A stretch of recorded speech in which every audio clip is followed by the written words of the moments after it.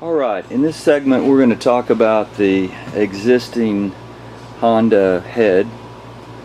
You can see it sitting here on the bench, along with the camshaft, push rods, the lifters, and the counterweight. Now, these items here, this is your camshaft.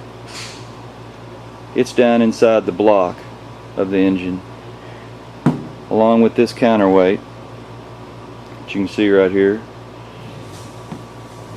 along with these lifters and these push rods. Okay, now these push rods open and close these two valves, and they push off these cam loads on the side of this camshaft. Now, what I'm going to show you in another segment is we took this head off of the Honda engine and we retrofitted it with the glide valve head. And I'm also going to show you a segment where we will actually run the Honda engine with this head first, and then we're going to unbolt this head off of the block, and we're going to bolt the glide valve head on and run the same engine, which is pretty cool. But here's the deal. If you look at these springs, you see these springs have tension on them. And you can push, if I've taken and pushed down really hard on each one of these springs, I can get those springs to open.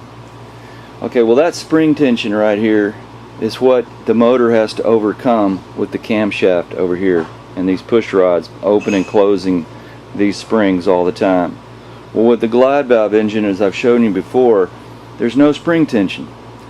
So when you don't have that spring tension, you don't have any friction. When you don't have that friction, you don't have to overcome that friction with horsepower.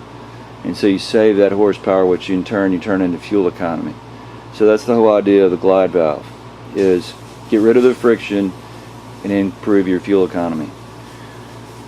So the next segment will be us running the Honda motor with this existing head on it. Okay? And then we're going to take this head off, and we're going to show taking this head off and then bolting the glide valve head on and running the same block with a different head.